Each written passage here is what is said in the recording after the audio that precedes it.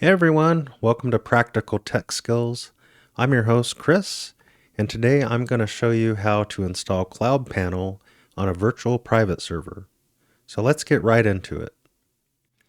So if you don't know what CloudPanel is or you haven't used it before, it's a free web hosting control panel, similar to cPanel or Plesk, although it doesn't have quite the amount of features that those two have. But it is free and it hosts a variety of platforms. And I personally use it for my WordPress sites, and I also host a couple of .NET Core sites in it through the reverse proxy. And I will probably be doing a demonstration of that in a future video. So to get started with the installation of CloudPanel, you'll need a server, and the requirements of that server are going to be that it has to be at least a single core, at least 2 gigs of RAM, and at least 10 gigs of disk space. I'm using a company called InterServer for my VPS servers, and I chose this 2-slice server for today since it matches the requirements of CloudPanel. If you're interested or just don't have a VPS yet, I'll leave a link down in the description and you can check these guys out. So to install this, we're going to go to the installation instructions. And of course, we're going to need to connect to our server. I have mine preloaded into PuTTY.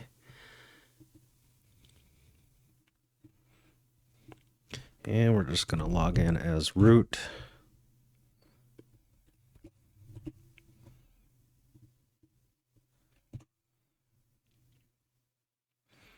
Okay, we're in, and the first step on this is going to be to update the server. So I'm going to grab this command here, paste it in, and let that run. That's going to take a few minutes, so while that runs, I will go grab a cup of coffee.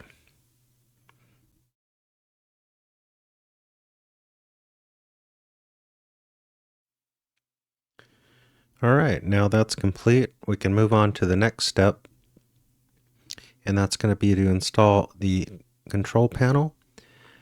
We have some choices to make here, and some of the choices depend on the distribution you're using of Linux. CloudPanel does require a Debian installation, including Ubuntu. We're using 2404, and in this case, we have a variety of database engines we can install. 2 MariaDB versions and MySQL. And in my case, I'm going to be installing MySQL. So I'm just going to copy that command, paste it into the terminal, and let that run. And that will take another several minutes, so maybe it's time for a second cup of coffee.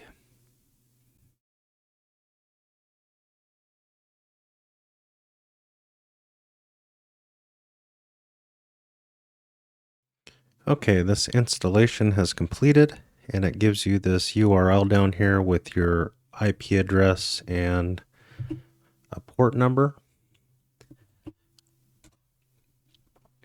We'll ignore the privacy concern. And here we just need to create the admin user.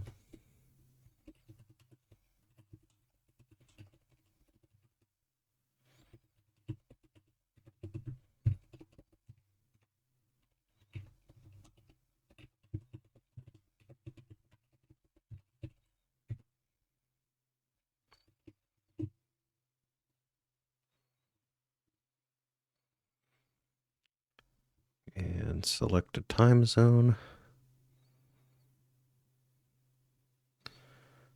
Of course, there's so many of them that it's hard to find the one you want.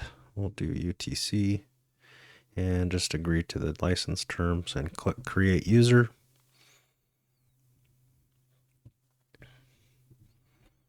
Now we will log in.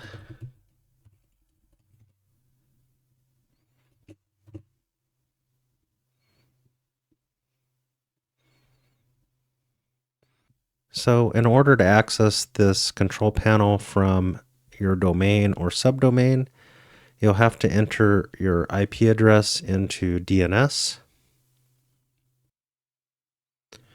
My DNS provider is Cloudflare. Yours may vary, but you'll need to add a record with that IP address, and it'll be a record. And let's see, I'm going to use,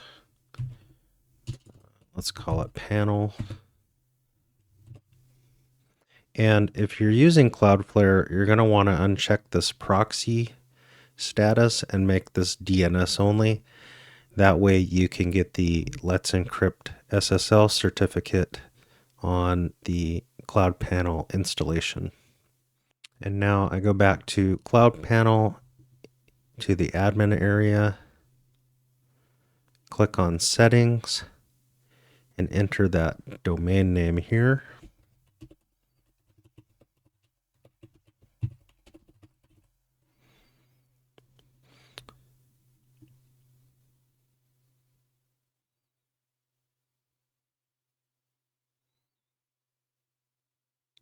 Okay, that domain was saved, so I can exit out of the browser. I'll go back and go to that domain name.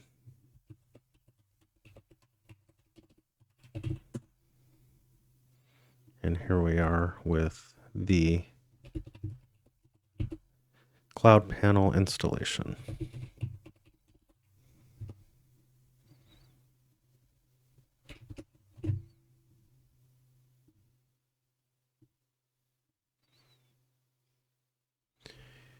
And there you go. That's all there is to it. So we're able to install the CloudPanel control panel and put a custom domain on there. And you can see that this is up and running with all of these services. So MySQL, Nginx, PHP from 7.1 to 8.4. It even has a Varnish and a Redis server. So pretty good control panel. Check it out if you want. It's definitely worth looking into. I hope you found this video helpful. If you don't mind, give a subscribe and a like, and comments are always appreciated. And I'll see you on the next one.